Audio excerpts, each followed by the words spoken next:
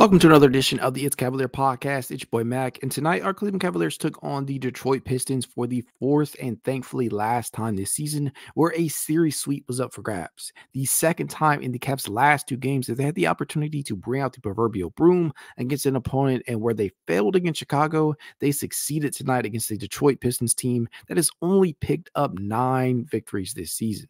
And from the very jump, the Cleveland Cavaliers seemed determined to go out there and punch their opponent in the mouth as they scored the contest's first 11 points, looking very, very confident in doing so. Hell, Detroit didn't even get on the board until Isaiah Stewart, Beef Stew, as you all know him and love him, knocked down a triple from the left corner. The game was mostly all Cleveland, though, as the Cavs would end up outscoring Detroit 32-24 in the first quarter and managed to do much the same in the game's second and third frames as well before things got a little too close for comfort, in my opinion, in that fourth, where Detroit would cut the lead to 107-100 at one point, bringing the game within an arm's length. Something just, I don't know. Cleveland just kind of started going cold down the stretch in that fourth, and I'm glad that they were able to pull out the victory, but it really, really probably would have set things ablaze on social media had they been able to complete a comeback.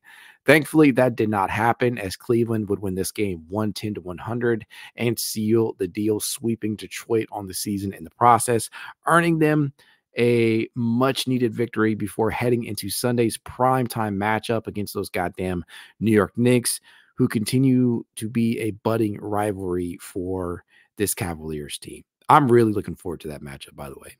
With the exception of that lackluster fourth, everything seems to go the Cavs' way tonight.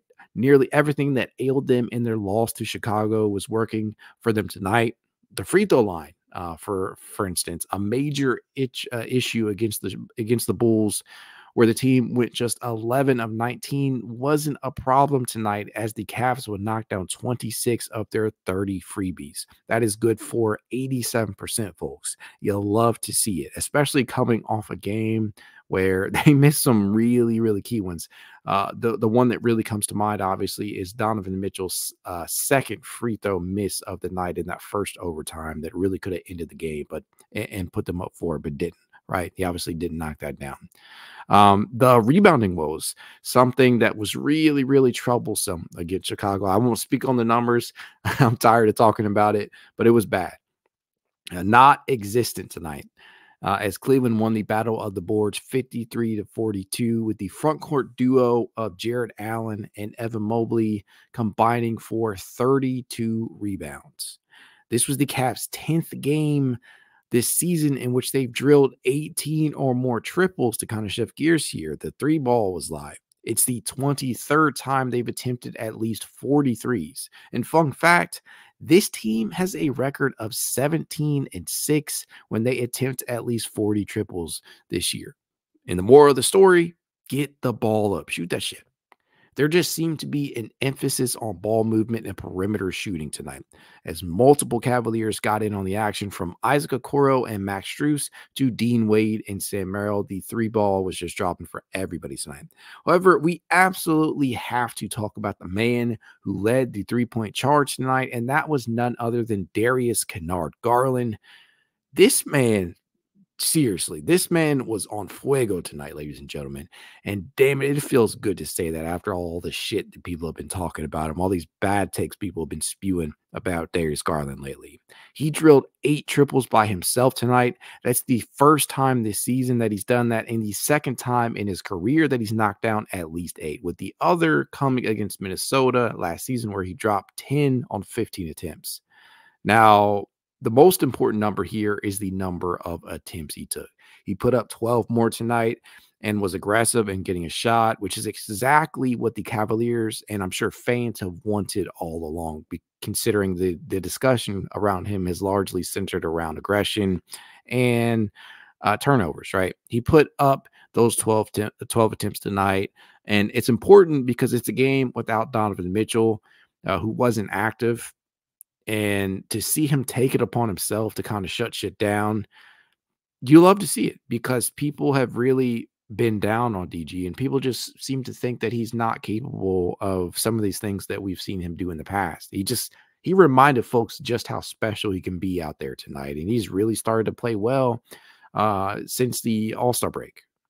Fun fact, Garland has now attempted 46 triples over his last 5 games. That's 9.2 per game. And most importantly, he's knocked down 45.7% of them. That's flamethrowing. That is absolute flamethrowing efficiency from beyond the arc. The dude is just letting the thing fly.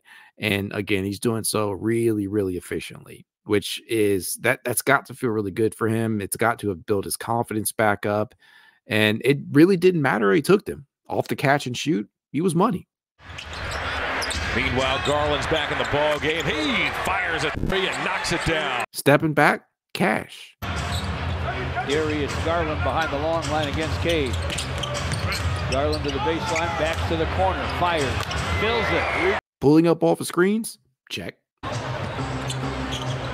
Garland gets a Jarrett Allen screen. A long three for Garland is through. DG was truly phenomenal tonight. And while I won't go overboard, because after all, this is the Detroit Pistons that we're talking about here. Again, a 9-win team. Although, I'm not trying to shit on them too much because they do have some fun pieces over there. But let's be real here. The Detroit Pistons are not exactly in the upper echelon of the Eastern Conference. So say what you will about them. I will say that tonight is yet another example that he is definitely capable of all-star level play, which I've known all along. People seem to have just forgotten because of some of these takes that people have just been letting fly and just constantly shitting on him. I never understood it. Dude has been through the ringer this season in terms of some of the injuries that he's had to deal with. Obviously, with the jaw injury being the most jarring one, right? Causing him to miss a lot of time. And it was going to take him some time to get it together. And that was the thing that people still need to understand, is that you don't just come back and snap back into things, especially in a season when you're kind of already having somewhat of a rough year to begin. But the moral of the story here is that people just got to be patient. That is all I'm saying at the end of the day. Just have a little patience, because come the postseason, DG is going to be really, really important, especially when the defense starts really, really honing in on the likes of Donovan Mitchell. You're going to need even more shot creation. And Darius Garland can bring that to the table.